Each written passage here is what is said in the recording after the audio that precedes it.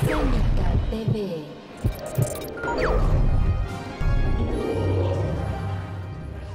Entonces, voy a repasar muchas cosas que seguramente todos ustedes conocen, pero vamos, que son necesarias para ir sumergiéndonos en el asunto.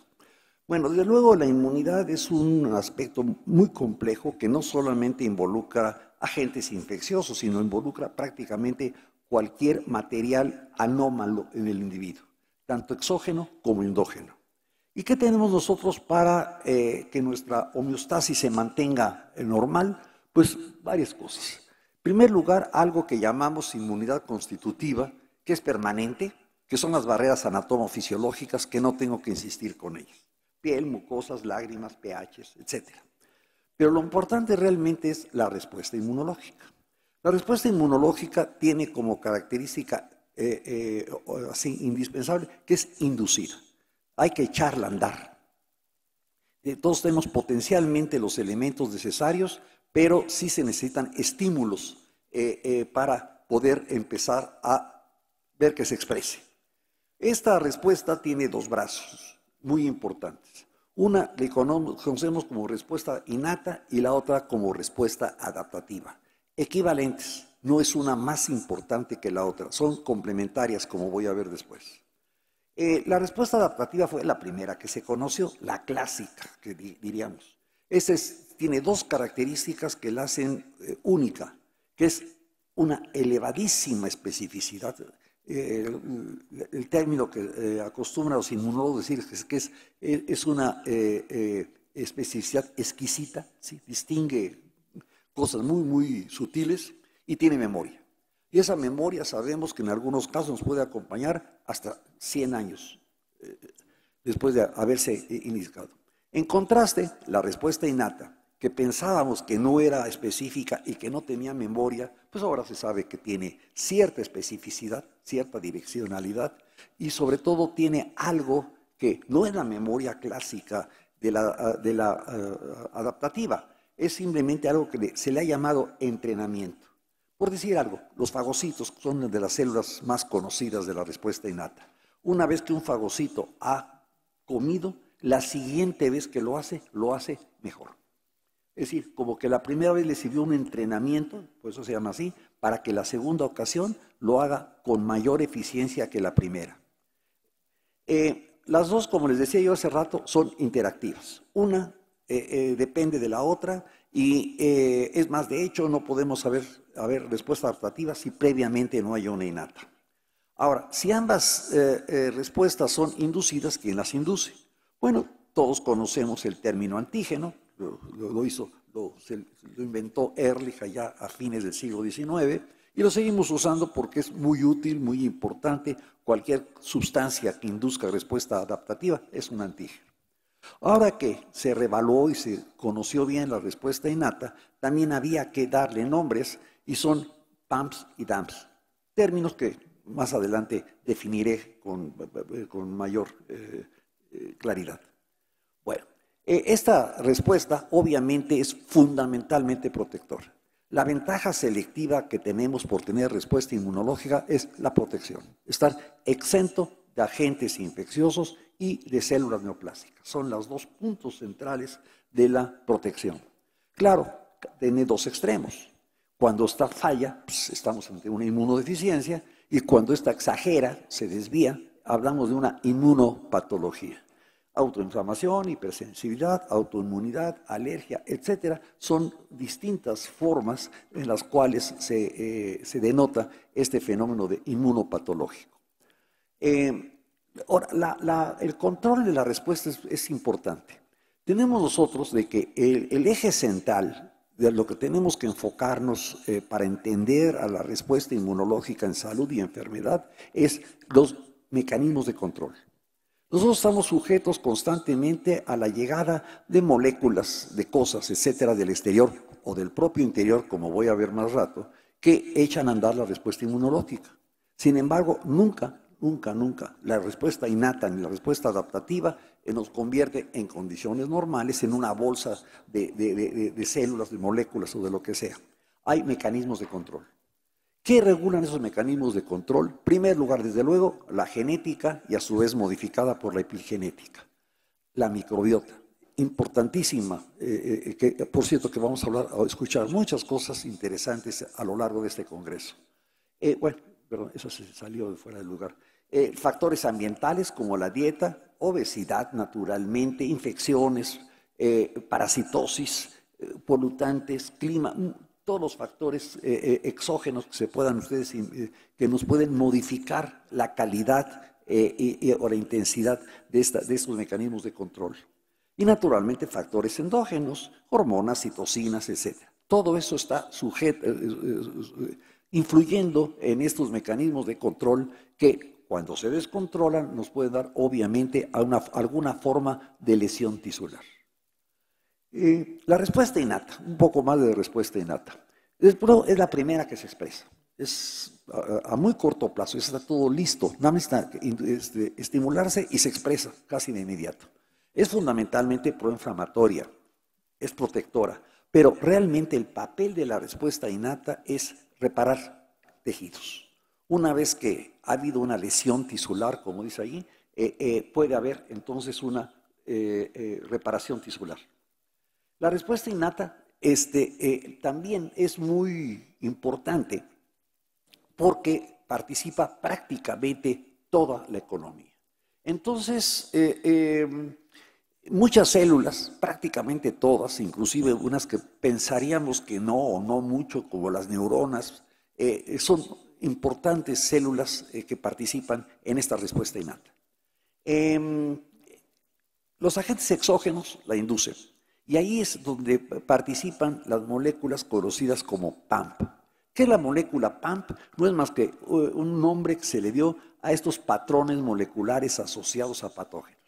El nombre tiene un error, simplemente, bueno, porque no solamente los patógenos tienen PAMPs, prácticamente cualquier agente exógeno, incluyendo, ya que estamos en un congreso de alergia, inclusive los alergenos pueden tener PAMPs.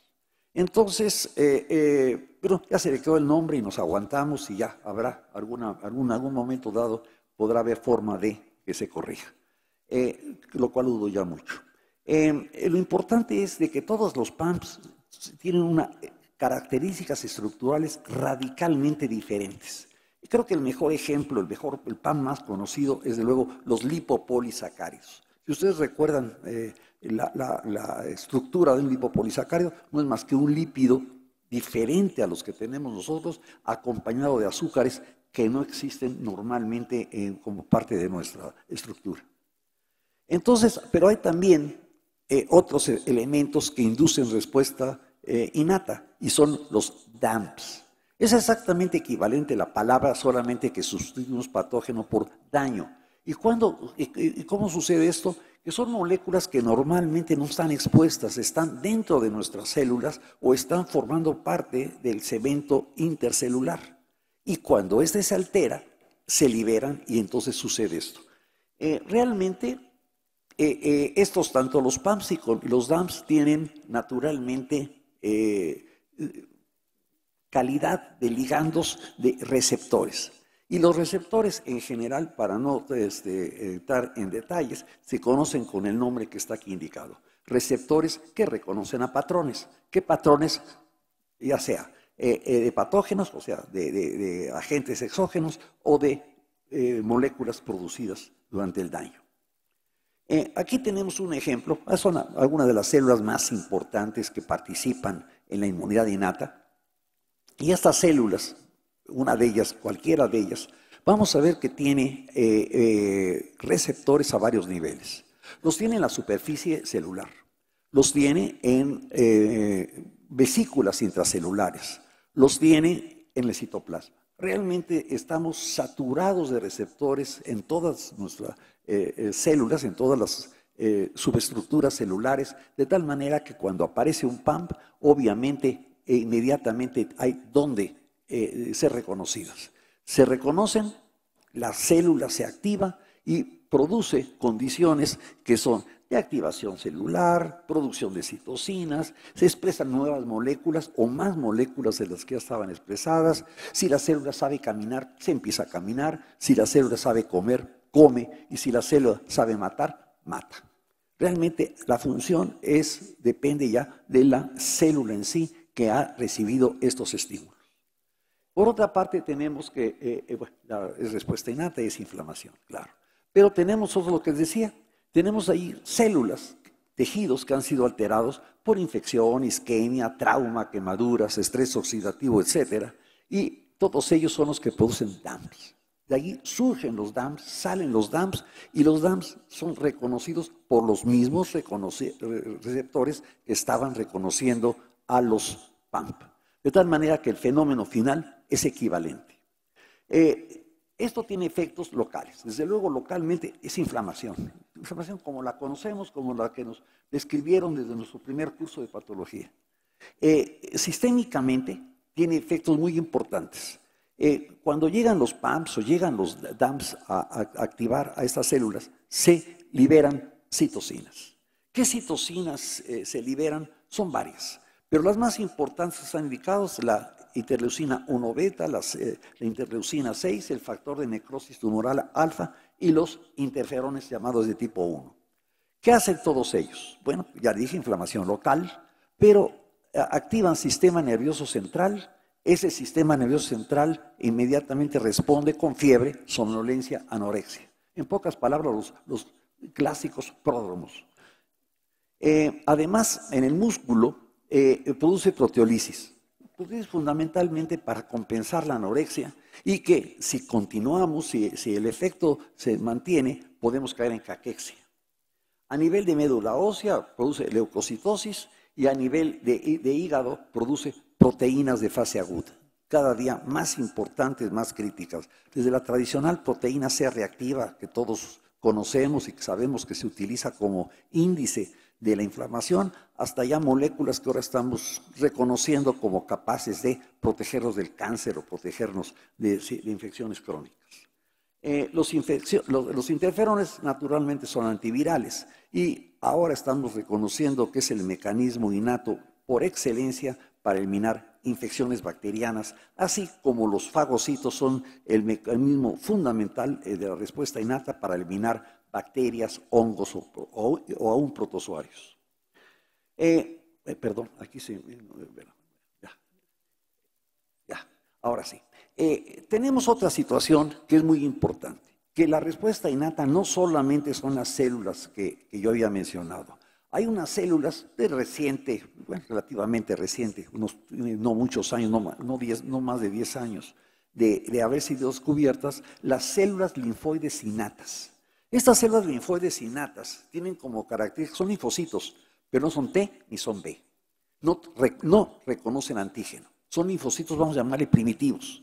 Sin embargo, son de la mayor importancia. Son estimulados por estímulos externos. Y nuestros pólenes y alergenos que ustedes conocen son excelentes inductores de estas activantes de estas células. No hay tiempo para describir con detalle el papel de cada uno de ellos, pero sí quiero hacer una referencia especial a las células linfoides innatas 2. Si se fijan ustedes, están produciendo interleucinas 5, 13 y 4.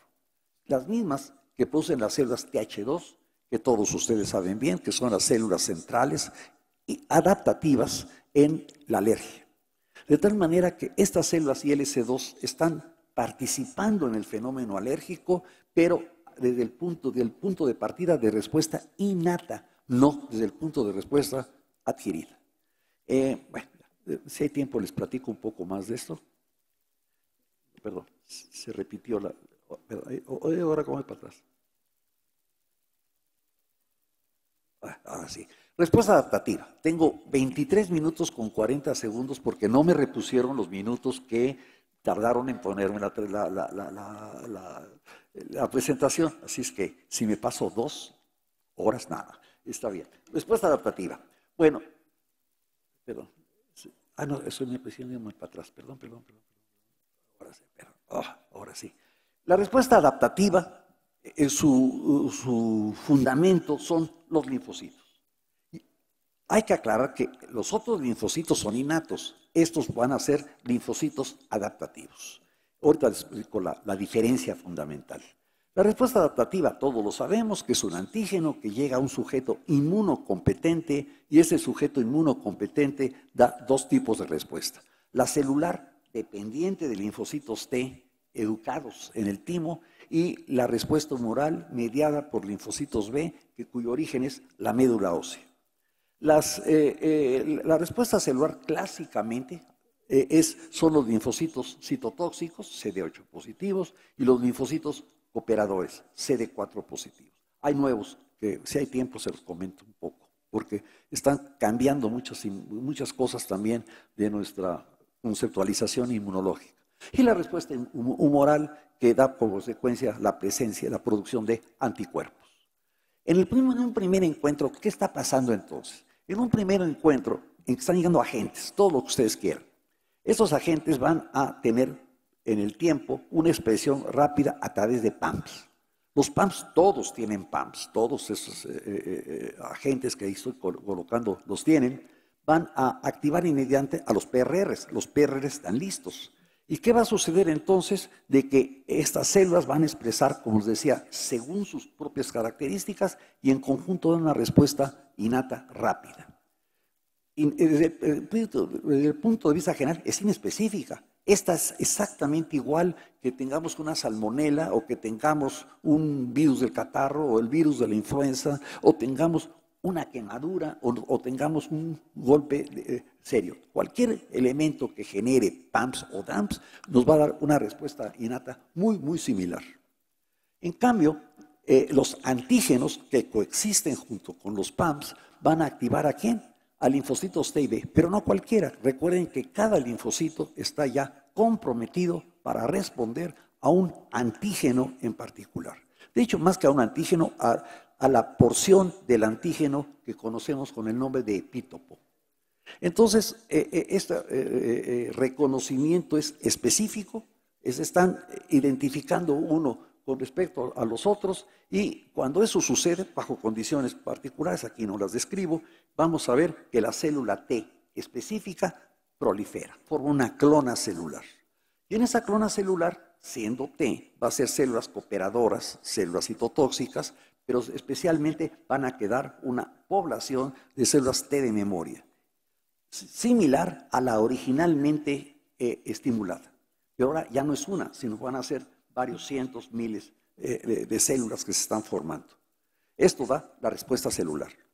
Por otra parte, si el estimulado es un linfocito B, también hay una clona, también hay células B de memoria, pero hay ahora células terminales plasmáticas que son las que van a formar anticuerpos y son las que van a dar la respuesta humoral. Esta es la respuesta adaptativa primaria. Con respecto a la innata, la primaria es lenta, tarda varios días. Si nosotros, el ejemplo más simple que todos conocemos, si me da catarro, voy a tener inmediatamente respuesta innata. Pero la expresión del virus me va a dar 3, 4, 5 días hasta que tengo suficiente respuesta adaptativa que lo va a contrarrestar y lo va a eliminar. Ese es el problema, por decirlo así, con respecto a la respuesta adaptativa, ese tiempo de espera que todos sabemos que usamos vacunas para evitarlo, bueno, para cortarlo, pero siempre que las haya, ¿no? Porque no, desgraciadamente todavía no hay vacunas para todo lo que quisiéramos. ¿Qué pasa en un nuevo encuentro? Los mismos agentes pueden llegar, puede haber la línea del tiempo, estimulación, obviamente, respuesta innata rápida. Esencialmente, esta respuesta puede ser un poquito más eficiente, por lo que les decía del entrenamiento, pero sigue siendo muy similar a la primera vez. Pero ¿qué pasa con la respuesta adaptativa? Que el antígeno ya no encuentra una célula, sino puede encontrar muchas células de memoria que lo pueden reconocer. Esto promueve, obviamente, que la respuesta sea más rápida, más corta, más eficiente, y es la respuesta secundaria, que puede ser tan rápida, tan veloz, como puede serlo la respuesta innata. En muchas ocasiones que tenemos reinfecciones, por ejemplo, ni nos enteramos que está surgiendo porque la respuesta de memoria va a responder como debe de ser. En el tiempo, ¿qué pasa con respecto al tiempo? Bueno, nacemos con respuesta innata y esta respuesta innata se va evolucionando y tiende a ser cada día más exagerada. Muchos de los problemas que tenemos nosotros con la edad, de que las situaciones proinflamatorias son más graves conforme nos vamos haciendo más viejos, se debe precisamente a que la respuesta innata va, digamos, incrementándose en intensidad con respecto a la vida. En cambio, la respuesta adaptativa, y aunque los amigos pediatras están convencidos de que nacemos inmunodeficientes y que vamos madurando, lo importante de la respuesta innata es que nos acompaña en los mejores años de nuestra vida, pero cuando empieza a avanzar el tiempo, la respuesta inmunológica cae en el estado de inmunosenilidad. Entonces la inmunosenilidad consiste en que precisamente allá por los 60, 65 años en adelante empieza a decaer. Y ese decaimiento, el decaimiento previo se asocia con respuesta autoinmune, pero el decaimiento posterior generalmente se asocia con cáncer. Nuestro sistema inmunocompetente, adaptativo, no funciona ya como debe de ser, cuesta trabajo responder a agentes nuevos y tenemos el ejemplo típico pues, de que la gente mayor, sabemos, es susceptible a muchas infecciones, sobre todo de las vías respiratorias altas y bajas, y puede sucumbir tranquilamente, no por otro, sino por incapacidad de respuesta a tiempo. Bueno, este periodo, ya lo dije, es la senectud o senilidad inmunológica y debemos todos ser pendientes de cuidar que esto, que no lleguen cosas horribles, ¿no? Bueno. Entonces quedamos que la respuesta adaptativa es la activación de los linfocitos. En la respuesta T, el TCR, es el receptor de células T, que está en todo linfocito T, reconoce epítopos. Quedamos que el epítopo es el pedacito correspondiente de antígeno, pero no lo reconoce libremente. Sabemos todos que tiene que ser presentado en una molécula especial, en una célula en particular. Esas células presentadoras de antígenos, que están aquí indicadas en su imagen, las vamos a encontrar sobre todo, fundamentalmente, en la periferia. Tejido subcutáneo, tejido en la submucosa, vamos a encontrar fundamentalmente células dendríticas inmaduras que lo que saben hacer es comer. Se comen todo lo que se encuentran allí. Y estas células tienen la capacidad de transformar estas moléculas, las digieren, las capturan. Estas moléculas provocan la activación de la célula comienza a emigrar y se va por el vaso linfático. En su ruta hacia el ganglio linfático regional se va a procesar la molécula. La molécula se fragmenta, quedan fragmentos muy pequeños. Y esos fragmentos pequeños se asocian con las moléculas presentadoras. De tal manera que cuando llegan al ganglio linfático, las células dendríticas van a estar maduras, en el sentido, ya no comen, pero ahora ya sí están trabajando realmente, ¿no? Están presentando antígeno y están presentando otras moléculas importantes para la respuesta adaptativa. Ahí están expresadas las moléculas presentadoras con su epítopo, o sea, su fragmentito de antígeno presentado en su extremo apical. Y esas son las células dendríticas. Vean ustedes, es un corte no longitudinal, sino transversal de piel, y se ven ustedes la enorme cantidad de células dendríticas que tenemos allí y que están en varias capas y que pues capturan todo lo que va encontrándose, va teniendo acceso al interior de la piel. Las moléculas presentadoras son moléculas que están codificadas en algo que se llama complejo principal de histocompatibilidad y presentan péptidos. Sin embargo, hay otras moléculas presentadoras que están adquiriendo ahora mucha importancia. Las CD1, que expresan, como dice ahí, glicolípidos, las MR1, que presentan metabolitos de la vitamina B2. Ojalá tenga tiempo de comentarles un poquito más de esto. Esta es una molécula, las moléculas de histocompatibilidad, las de clase 1 y las de clase 2. Y vean ustedes, en ambos casos existe una región estructural que tiene el nombre de surco, que no es más que una especie de receptáculo en el cual se encaja, queda engarzado el péptido que va a ser reconocido por la célula T. Aquí estaría el mismo, bueno, aquí sería, bueno, si este es el surco visto de una manera longitudinal, si lo vemos desde arriba, vamos a ver que ese es el surco. Vean ustedes, tiene paredes, tiene un fondo y adentro vamos a ver cómo se acomodarían los péptidos. Entonces son realmente, por eso son moléculas que están presentando el péptido. Bueno, ¿qué pasa después de eso? Entonces tenemos que una célula está expresando antígenos, epítopos, en moléculas de clase 1. Si son de clase 1, lo importante en este caso es que quien responde es desde luego un TCR, ahí está el esquema de cómo es el TCR, las moléculas que lo forman, pero lo importante está que esta unión entre el epítopo y el receptor es una unión, vamos a decir, un tanto débil, que debe ser reforzada. ¿Quién la refuerza? Lo que se llama una molécula de coestimulación. ¿Cuál es la molécula de coestimulación? La CD8. En el caso de las moléculas clase 2, que están también siendo presentadas, el epítopo es un poco más grande, el receptor de células T estructuralmente no difiere del otro, pero lo que sí hay aquí una diferencia es el coestimulador, SD4. Ahora sí, ya con esto, la unión, la interacción entre ambos se puede empezar a establecer y empezar a dar señales. En el caso de moléculas de clase 1 van a ser señales para citotoxicidad y en el caso de moléculas de clase 2, las señales van a ser para la producción de citocinas, quimiosinas, o sea, señales de cooperación.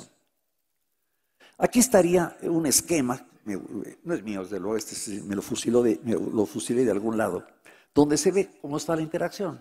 Vean ustedes, allí se ve en blanco el epítopo que está engarzado en la molécula de histocompatibilidad en azul y está siendo reconocida por estas puntas, vamos a decir así, estas estructuras del TCR.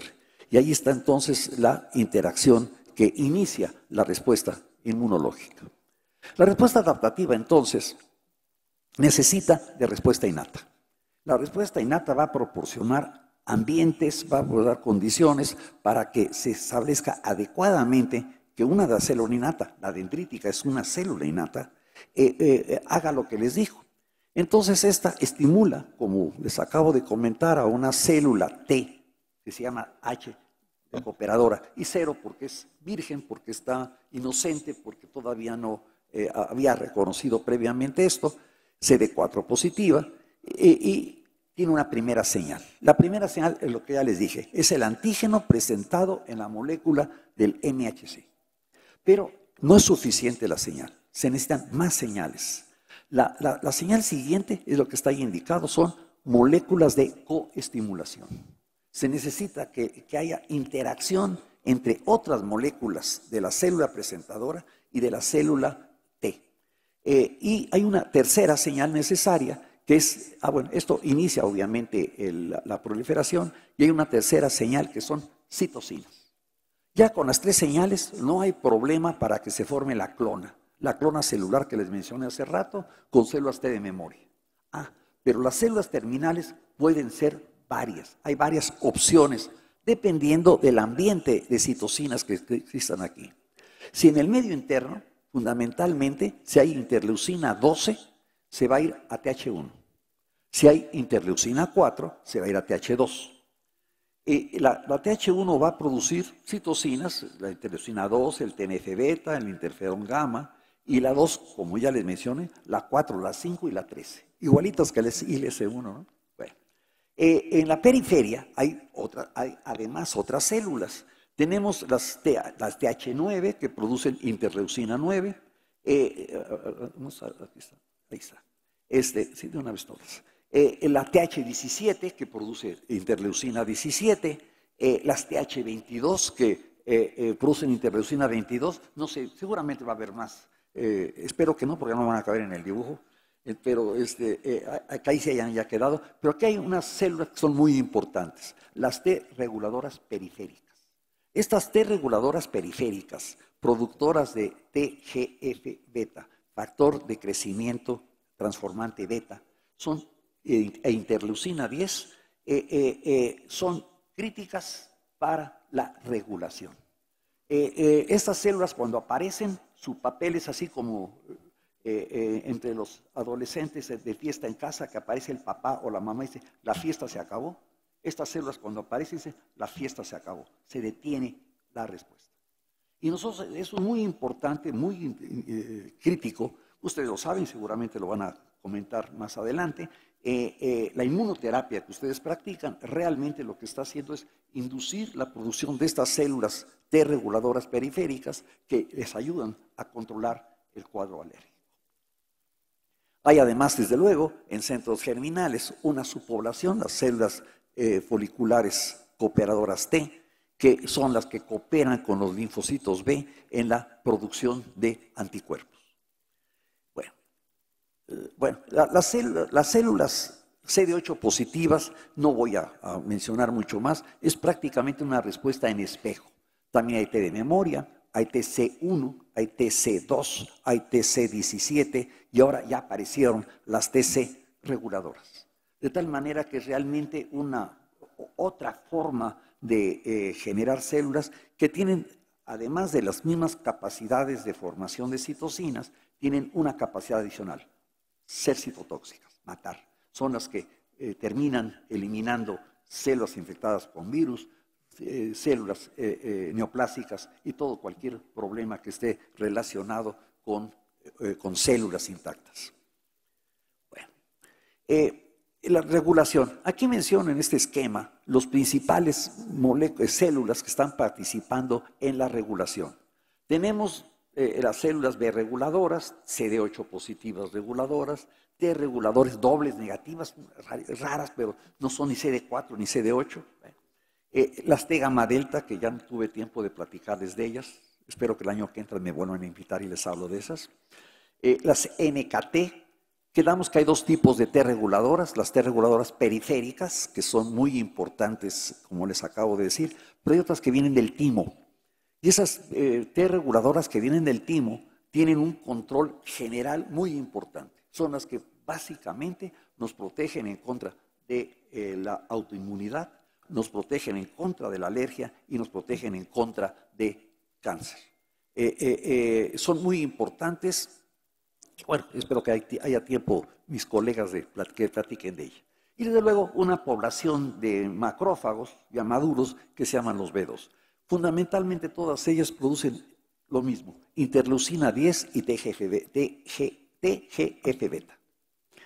Bueno, finalmente, miren, me quedan 5 minutos con 18 segundos para hablarles de inmunoglobulinas séricas. Creo que esto para ustedes es una cosa muy conocida y que pues, no quiero abundar demasiado, ¿no? Hay cinco inmunoglobulinas, pero son 4 las que funcionan como anticuerpos. La IgM, la IgG con sus 4 subclases, la IgA con sus 2 subclases y desde luego la IgE. Y en las secreciones, la IgA de secreción. Ese ¿cómo se llama? Pastel que está ahí señala las proporciones de ellas en el suero. En el suero la inmunoglobulina G, todos sabemos que es la más abundante, pero no es la más abundante en el organismo. En el organismo la más abundante es la inmunoglobulina A. Tanto, sobre todo, cuya expresión máxima sabemos ahora que es protección, pero no es cierto que es absolutamente protección. Es una molécula que regula la inflamación. Es una molécula reguladora de la inflamación que evita que cualquier estímulo que nosotros tengamos, estímulos endógenos y exógenos, nos conduzcan a un estado inflamatorio. Realmente, entre las visiones actuales que tenemos de los procesos fisiológicos, vemos que la inflamación es una constante en el individuo. Constantemente tenemos eventos microinflamatorios que ayudan, son importantes en la homeostasis, pero que se corre el riesgo de que sigan adelante.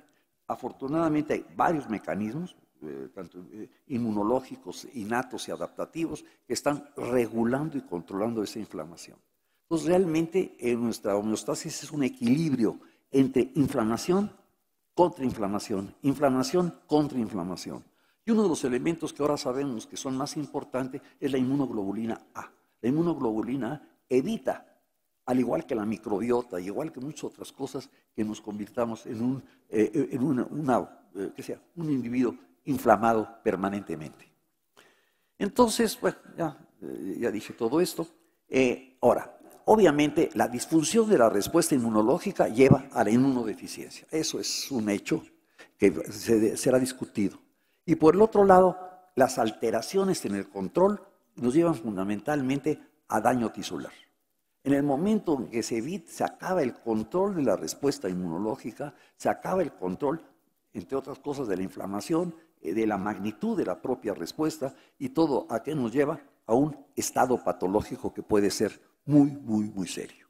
Entonces, finalmente, para poner un ejemplo de los 2 minutos y medio que me quedan, de qué es lo que está pasando, cómo se accionan todas esas cosas, les pongo este ejemplo que creo que algunos ya han visto, pero que es importante, que es exactamente lo que sucede en los cuadros alérgicos que a ustedes les importan. Ahí están asma, anafilaxia, rinitis, eczema, intolerancia a alimentos, etcétera, etcétera, etcétera, etcétera. Todas esas enfermedades están asociadas, en el caso de... ¿No pasa nada? Híjole, ya, ¿se atoró esto? Eso es boicot, ¿no? ¿No? ¿Ya no quiere? ¿Ya? ¿Se me acabó el tiempo? No, es cierto, no funciona. A ver, ustedes allá atrás, ¿pueden pasarme la siguiente? No, no pueden. ¿O no oyeron? Sí, gracias. Bueno, miren, ese sería el listado de padecimientos. La imagen que seguiría sería la de las causas, los alergenos. Los alergenos son moléculas, son componentes ambientales que tienen tanto los PAMPs como los antígenos necesarios para inducir esto. Y históricamente, ¿qué es lo que es la transparencia? Ya, ahora ya. En este campo hermoso que ven ustedes, lleno de líquenes y árboles. Ya está. Ahí están los alergenos. Ejemplos diferentes de alergenos que todos ustedes conocen, pero no se me adelante. Una atrás, por favor. Eso, ahí puede dejar. Lo primero que se encontró como liga entre los alergenos y los padecimientos fue la inmunoglobulina E, la respuesta humoral. Como las células B2 son capaces de producir inmunoglobulina E en contra de moléculas presentes en estos alergenos. Estamos muy contentos, esto fue ya por 1963, 65, cuando aparece lo siguiente. Aparece que realmente atrás de la respuesta de anticuerpos hay una respuesta celular. Y en ella lo primero que se encontraron fueron que las células TH2 estaban atrás de todo esto.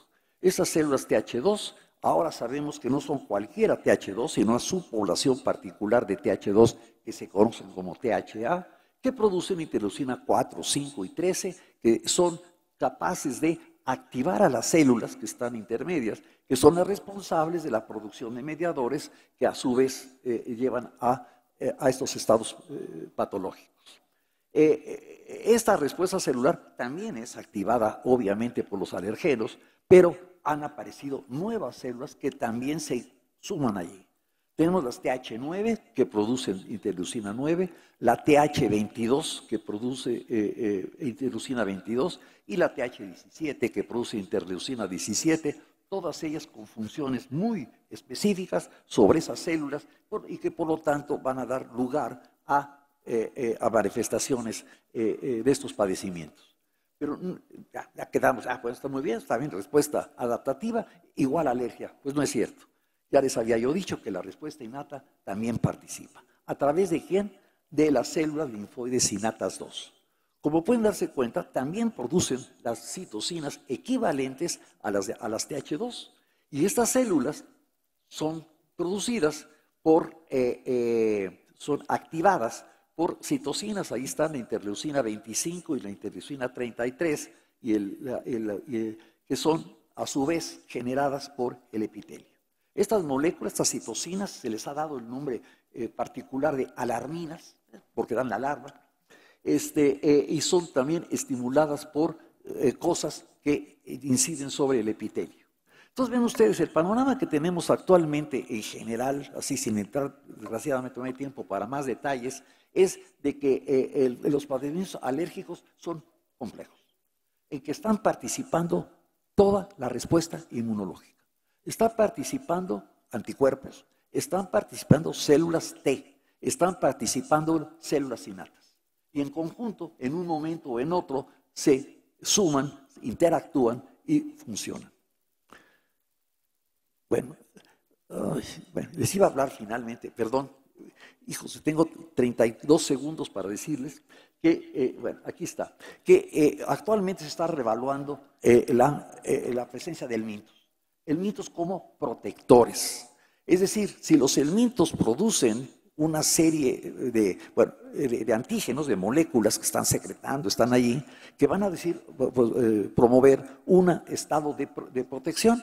¿A través de qué? De células linfoides innatas 2. Pero el organismo, o sea, el organismo parásito, el helminto, contrarresta esto, induciendo una respuesta de regulación, que inhibe realmente, parcialmente por lo menos, la respuesta de interleucina 2. Entonces, de interleucinas por las células linfoides innatas 2. Entonces, la presencia de un helminto regula la respuesta TH2. Entonces, ¿qué hace falta? ¿Qué sucede? Que tener un helminto a un alérgico es bueno.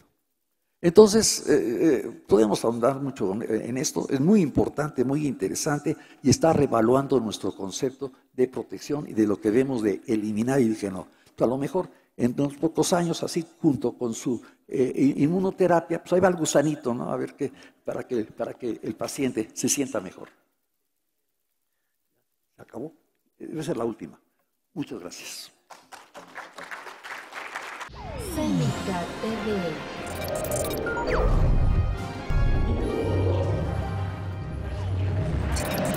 Cénica TV.